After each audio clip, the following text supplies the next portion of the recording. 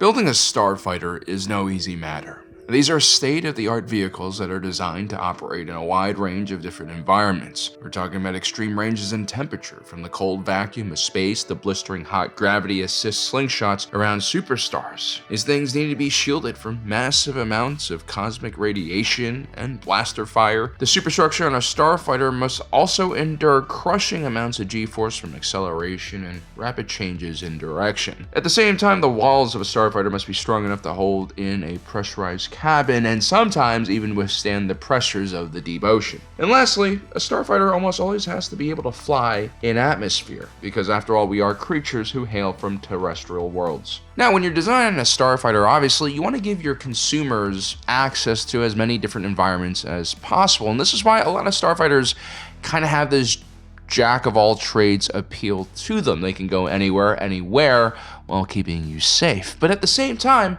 there are niche products in the starfighter and airspeeder market that are specifically focused on certain environments, and that's what I want to talk about today.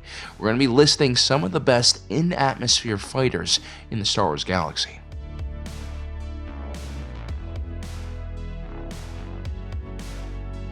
You've heard of the Alpha 3 Nimbus V-Wing from Quad Systems Engineering, and you've heard of the V-19 Torrent from Slann & Corporal. Well, the V-Wing Airspeeder from Slann & Corporal is neither of these craft, and that is because it is a purpose-designed airspeeder combat vehicle, or in Earth terms, it's sort of like a jet fighter. And this is extremely rare to see in Star Wars, because usually for in-atmosphere flight, you have repulsor lift powered airspeeders. Think the Cloud Car, or even the airspeeder Luke takes from his moisture farm on Tatooine to the city. Or the T-47, which was a modified civilian airspeeder used by the Rebel Alliance as a combat vehicle during the Battle of Hoth. These vehicles are all very cheap to operate and run because they just rely on a repulsor lift or anti-gravity technology to fly. Well, actually, it's not really flying. It's more like creating an anti-gravity bubble and then placing your vehicle inside of it. This is also why most airspeeders, and most starfighters for the matter, do not need aerodynamic profiles to fly, because they technically are not generating lift like a traditional fixed-wing aircraft, or even gliding around. Now, the problem with these designs is once you get away from your source of gravity, the repulsor lifts stop working, which is why airspeeders cannot travel into orbit or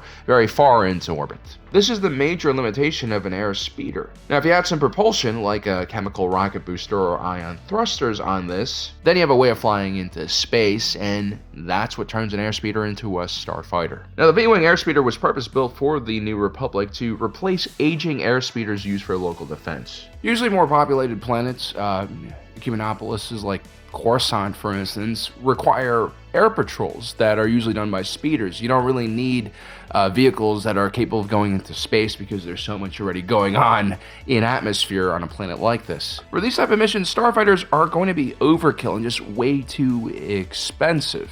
And so this is the environment where niche products like the V-Wing airspeeder really excel. Not only does this craft have a repulsor lift, it also has thrusters with, get this, scramjet boosters on it, giving it incredible amounts of power and top speed. And so when the V-Wing hits supersonic speeds, the scramjets open up and start sucking in super condensed air, and that increases the volatility of the combustion going on in the engines, and makes it really fast. And so even with its lack of shields and smaller blaster cannons, the V-Wing was able to dominate starfighters many times its price, which was around 26,500 credits, or less than half the price of a TIE fighter. Now, obviously, enemies can just escape into orbit to get away from your V-Wing patrol craft, but that doesn't really matter because you have planetary defense forces and starfighters up there for that reason.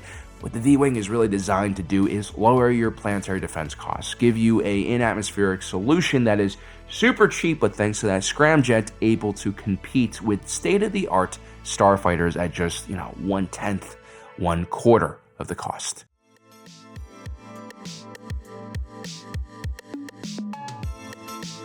Mandalorians, more than any culture, love warfare, and throughout history, they have created massive fleets to conquer the stars, but by and large, your average Mandalorian is an infantry fighter first and foremost, which is why a Mandalorian mercenary company is probably going to be the most elite ground force credits can buy. But we all know in order to win the war on the ground, you have to control the airspace, and it's not surprising that the Mandalorian's main ship manufacturer, Mandal Motors, actually has a line of some pretty formidable in-atmospheric starfighters. This here is the HH-86 Starhopper from Mandal Motors. It has a 13.59 meter wingspan. That's a gigantic wing with a lot of surface area, capable of generating a lot of lift. I'm pretty sure if you turn the engine off on this thing, it can probably glide. Also notice the two large vertical stabilizers on this thing to provide it, a ridiculous amount of control. And so what we have here is a starfighter that's able to generate lift and fly more like a traditional fixed-wing aircraft in atmosphere. Now, I do have to say the HH-86 Starhopper is not considered like a top-tier military-grade fighter. It's more something you would see being used by security forces. This is why this thing only has 2 light laser cannons, but it does have a Class 1 hyperdrive. But other than that, it is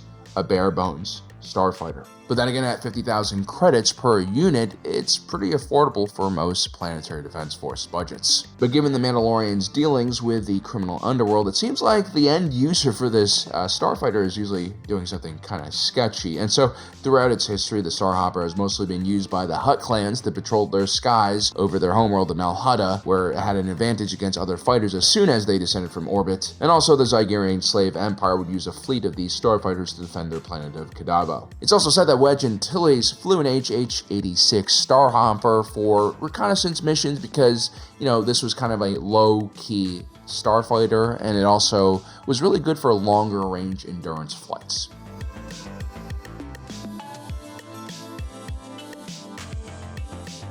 The Naboo Royal Space Fighter Corps never really stood a chance against the massive Trade Federation blockade. Ultimately, it was a numbers game. The Naboo had maybe a half a dozen squadrons of fighters, and the Trade Federation had an entire fleet, with battleships and endless swarms of drones. But here's the thing, the Naboo had actually one major advantage, and that is their main starfighter that they used, the N-1 Starfighter. For a planetary defense force, this thing was overkill, and in a really good way. For starters, the N-1 Starfighter is actually classified as a luxury starfighter. Now, when I say something like that, you might be picturing something stupid that maybe like an Emirati prince would buy, like a gold-plated F-35 that has a huge cross-section on most radars. But when I say luxury starfighter, I just mean the N-1 is, packed with features, like a fully loaded Merc. First of all, the N-1 was built with a pair of J-type Nubian 221s. These were engines that use a special type of extremely clean plasma that is only refined on Naboo. Not only do you have better emissions coming from this starfighter, you also have more efficiency. The N-1 starfighter also had a Class 1 hyperdrive, a twin laser cannons, and proton torpedoes, along with a military-grade deflector shield and even an astromech.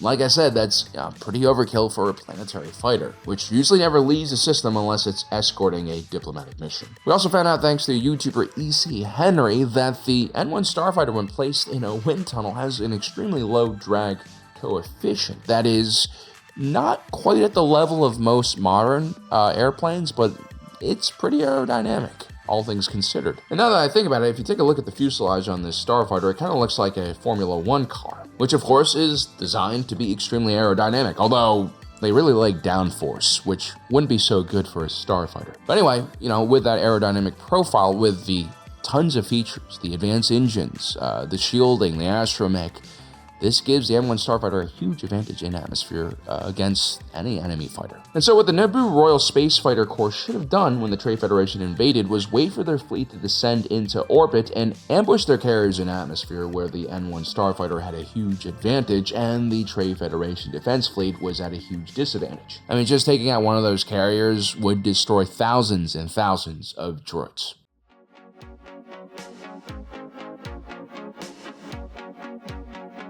Next up, we have the TIE SK-X-1 Experimental Air Superiority Fighter. It's a mouthful, so we'll call it by its nickname, the TIE Striker. This is the only starfighter on our list that is actually built for air superiority. At 17.18 meters in length with a width of 11.3 meters, this starfighter is a lot larger than the standard TIE line. It's more than twice the length of the standard TIE fighter, and it's larger than even the feature-packed TIE Defender. But most of the TIE Striker's size is taken up by two massive wings, which are of course designed to generate lift. The wings on a TIE Striker can also shift from flight mode down to attack mode, giving it even more speed, especially when diving. This is what makes the TIE Striker one of the most maneuverable and fastest starfighters in the Imperial fleet when it comes to in-atmospheric flight. Most starfighters in the Star Wars galaxy can barely break the sound barrier. The TIE Striker can hit a blistering top speed of 932 miles per hour. As a result, when something like the famous T-65B X-Wing enters the playground of a TIE Striker, it really doesn't stand a chance. While the X-Wing is fighting its way through the air using its repulsor lifts, the TIE Striker is actually flying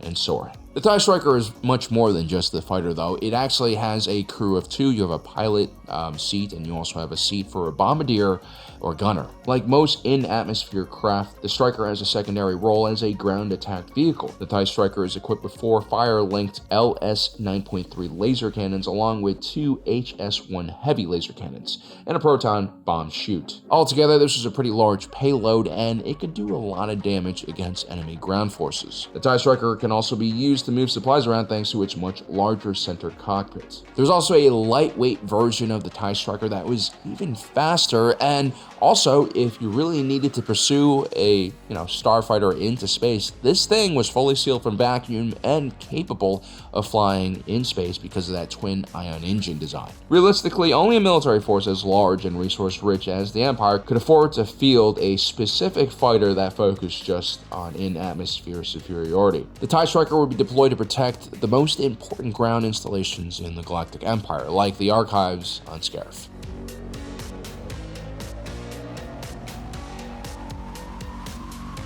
Now, when there are TIE Strikers, there are usually TIE Reapers as well, at 24.2 meters in length. This was a much larger ship, similar to the U-Wing. The TIE Reaper had a similar wing design to the TIE Striker that does give it the ability to function better in atmosphere. TIE Reapers were usually used by Imperial Special Forces. With a crew of 2 and room for up to 10 passengers, this was a very robust dropship that was designed to get its passengers as close to the front as possible. Sometimes these things would land right in the thick of it to deliver reinforcements, although usually they were escorted by TIE Strikers who were able to clear the landing zone or suppress any anti-aircraft defenses. You'll see that a lot of the best troop carriers and dropships are going to have stabilizers and wings on them, and that is because the safety of the passengers on board is of utmost importance. And so having the ability to glide when you lose power is not only going to increase the performance of your fighter or your vehicle in atmosphere, it's also going to give you a safety feature that most Star Wars fighters do not have.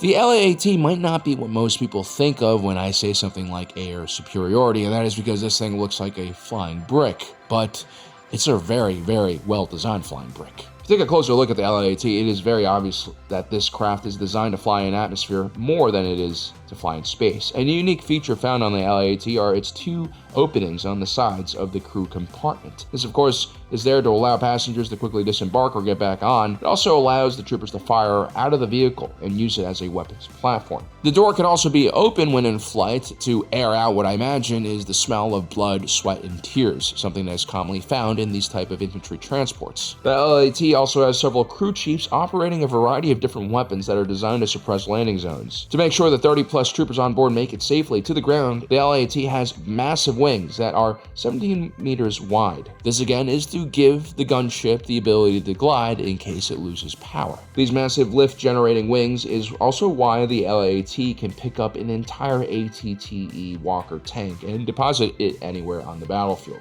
If you are completely convinced about the LAAT's ability to perform in atmosphere, well, take a look at what it does after it drops its troops. It stays on station and then turns into a gunship. The LAAT has 4 ball turrets fitted with composite beam lasers, a regular anti-personnel laser turret, and a belt-fed rocket launcher on top of that. It's a whole lot of useful firepower for what really is a troop transport. The dual-use factor here is really awesome on this platform. So there you have it, guys. If you want air superiority, these are the vehicles you're going to be looking for. I hope you enjoyed today's video. Don't forget to subscribe and hit that notification button down below so you don't miss on the rest of our awesome content.